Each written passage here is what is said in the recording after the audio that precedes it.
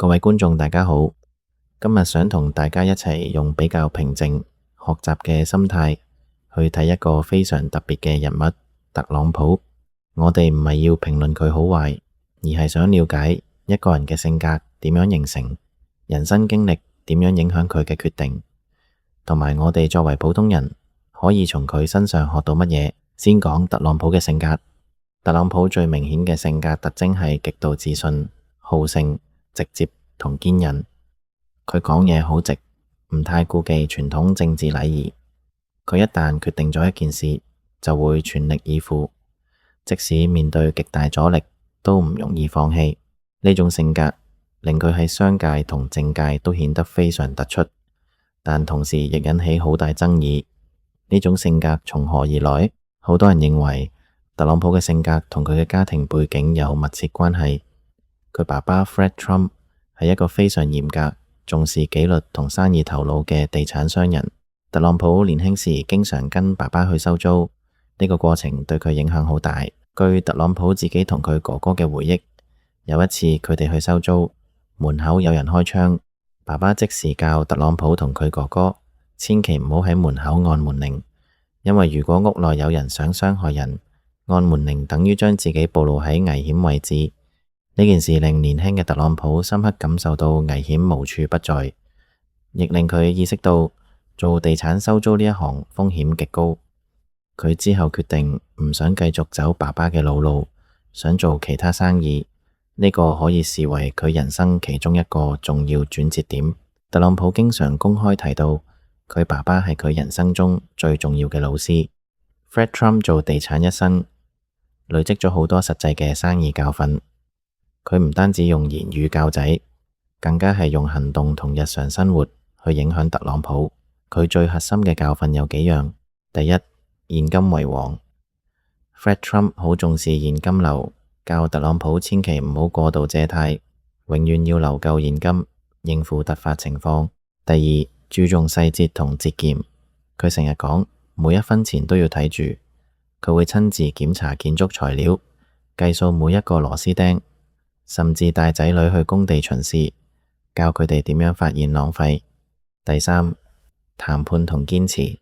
佢教特朗普做生意一定要強硬，唔好輕易讓步。第四，從基層做起。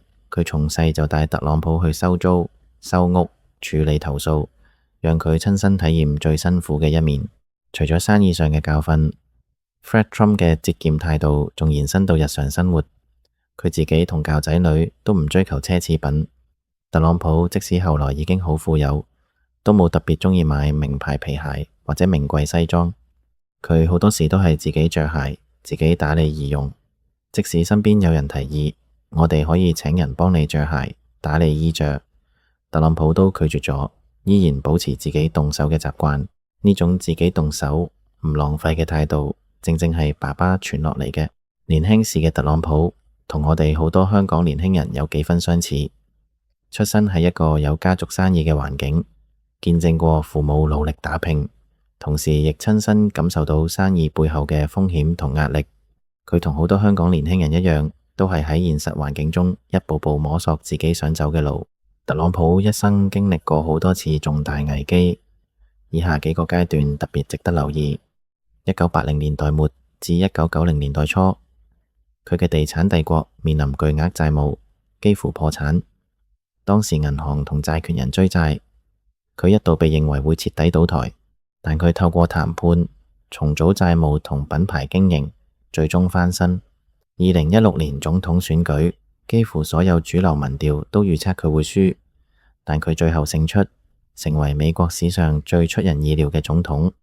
2020到2021年新冠疫情期間，美國經濟同社會嚴重分裂，佢面臨彈劾同連任失敗。2021年1月國會山事件後，佢更被社交平台封鎖。2024年佢再次當選總統，成為美國史上第一位非連任總統後再次當選嘅人。呢幾個階段，特朗普都面對極大壓力同風險，但佢每次都以自己獨特嘅方式應對。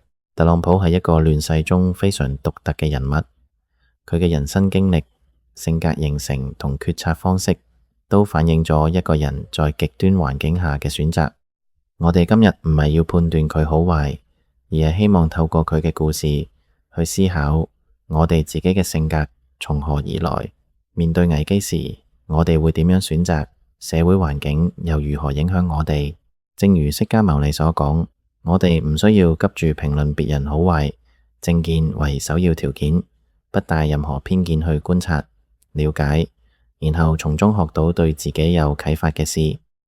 你對特朗普嘅人生有咩看法？你覺得佢身上有邊樣特質值得學習，又有邊樣地方值得警惕？歡迎喺下面留言，一齊理性討論。多謝大家收聽，記得讚好同訂閱，我們下次再見。